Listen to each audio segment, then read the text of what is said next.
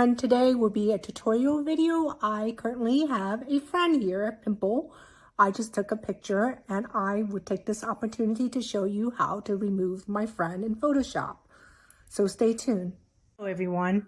So now we're on inside Photoshop. As you can see, I've already imported my photo in, taken by the iPhone by going File and then Open and then voila.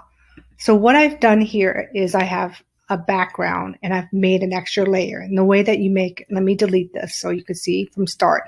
The way you make an extra layer is you go over here and you duplicate the layer. You can also use Command J or Control J, depending if you're on a Mac or Windows.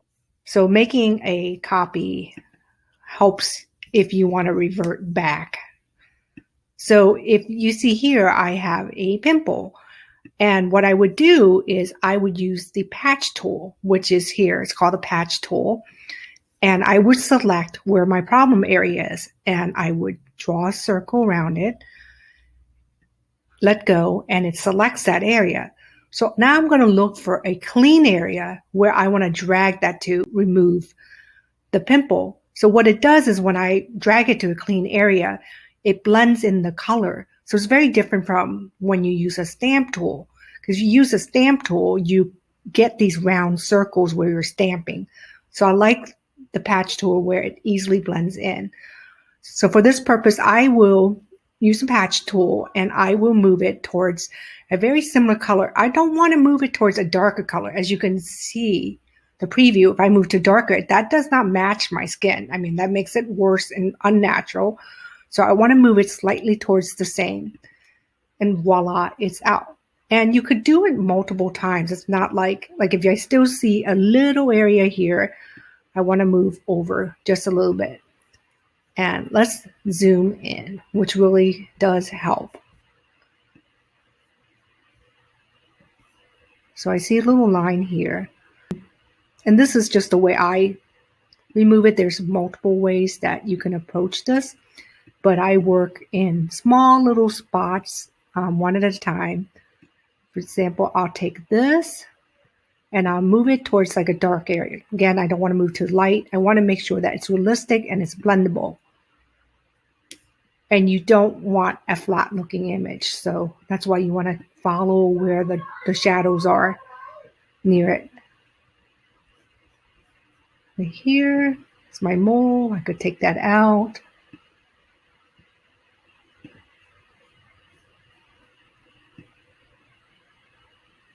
Move that over. Blemish here. As you can see, it looks much better. Much better. I also like seeing my skin texture. I don't like when it looks too Photoshop. It looks like very flat. So sometimes I'll leave a couple spots just to be realistic. Now this could be very therapeutical. It's like when you clean out your closet and you feel like, you have a nice clean space. I actually enjoy doing this. And you could work as much as you want. Do as much as you want, as little as you want. And there you go, see? And then I got some strange stuff going on here. Move that out.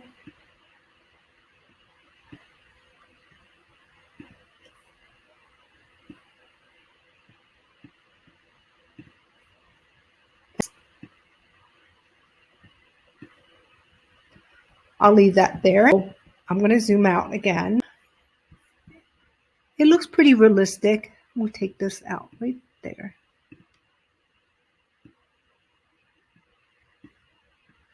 I can keep working at it, prove it, but I also want to blend in the whole skin. So what I could do is I have an action script. I could do a tutorial about that if you would like me to show you, but I basically have different action scripts that actually help smooth out the skin. Like there's one called Skin Tone, and I'll show you how I do this. Skin Rescue, From Far Away, Pop the Subject. So I want to put a nice tone over it. And that way that it'll just blend. I'm just going to do this one, and I hit play.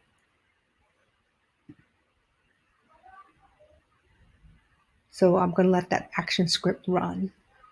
And you don't have to do this. I think it's fine the way that it is. So I'm going to zoom out, move this up. So you see now the action script has lightened all my skin. I could move down the opacity to make it a little bit more realistic, or I could move all the way down to the original. So I usually would just add a little filter on top of it. And voila, there you go. Thanks for watching. Let me know what other Photoshop tutorial you like to see.